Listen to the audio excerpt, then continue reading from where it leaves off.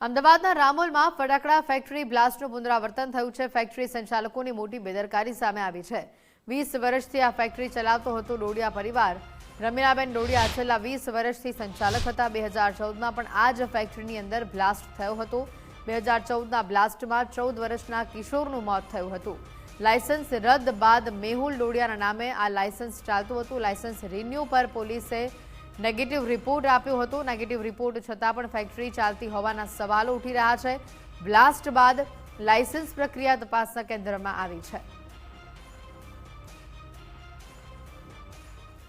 મહત્વની વિગત, negative report છતાં પણ આ ફેક્ટરી કયા પ્રકારે ચાલતી હતી, કોની રહેમ નજર હેઠળ ચાલતી હતી, તે સૌથી મોટો સવાલ અહીંયા ઊભો થઈ રહ્યો છે।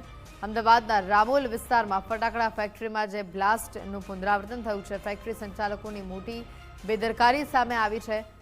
અગાઉ આ ફેક્ટરીને બંધ કરવામાં આવી હતી। 20 વર્ષથી ફેક્ટરી અહીંયા ચાલતી હતી। રમીલાબેન ડોડિયા છેલ્લા 20 વર્ષથી અહીંના સંચાલક હતા। 2014માં પણ આ જ ફેક્ટરીની અંદર બ્લાસ્ટની ઘટના બની હતી। 2014ના બ્લાસ્ટમાં 14 વર્ષના એક કિશોરનું મોત થયું હતું। સવાલ ઉભો થઈ રહ્યો છે કે લાયસન્સ રદ કરવામાં આવ્યું હતું, તેમ છતાં પણ આ ફેક્ટરી કઈ રીતે ધમધમી રહી હતી। ફેક્ટરીનો નેગેટિવ રિપોર્ટ આપ્યો હોવા છતાં પણ ફેક્ટરી સતત ધમધમી રહી હતી અને આ ઘટનાની અંદર, આ ગોઝારી ઘટનાની અંદર 9 લોકોના મોત થયા છે।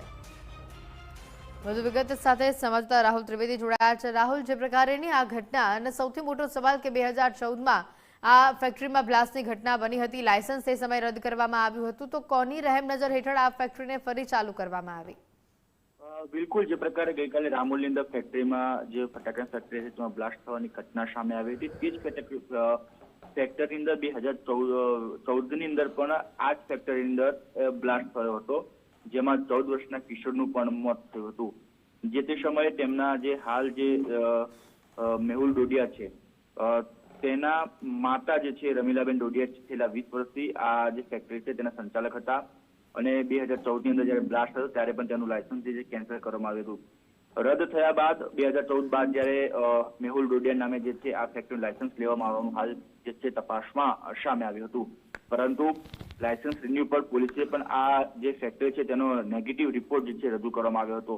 નેગેટિવ રિપોર્ટ આપ્યા છતાં પણ શા માટે આ ફેક્ટરી ચાલી રહી હતી તે સૌથી મોટો સવાલ ઉભો થઈ રહ્યો છે। સાથે સાથે બ્લાસ્ટ બાદ જે પણ લાયસન્સ પ્રક્રિયા હોય છે, જે ફાયરની હોય છે કે કોર્પોરેશનની હોય છે કે જે અલગ અલગ વિભાગની જે પ્રક્રિયા હોય છે, એ તમામ પ્રક્રિયામાંથી કેવી રીતના પાસ થયું અને લાયસન્સ ન હતું તેમ છતાં જે ફેક્ટરી ધમધમતી હતી, તો તેની સામે અત્યાર સુધી કોઈ એક્શન કેમ ના લેવામાં આવ્યા, તેને પણ મોટો એક સવાલ જે છે ઉભો થઈ રહ્યો છે।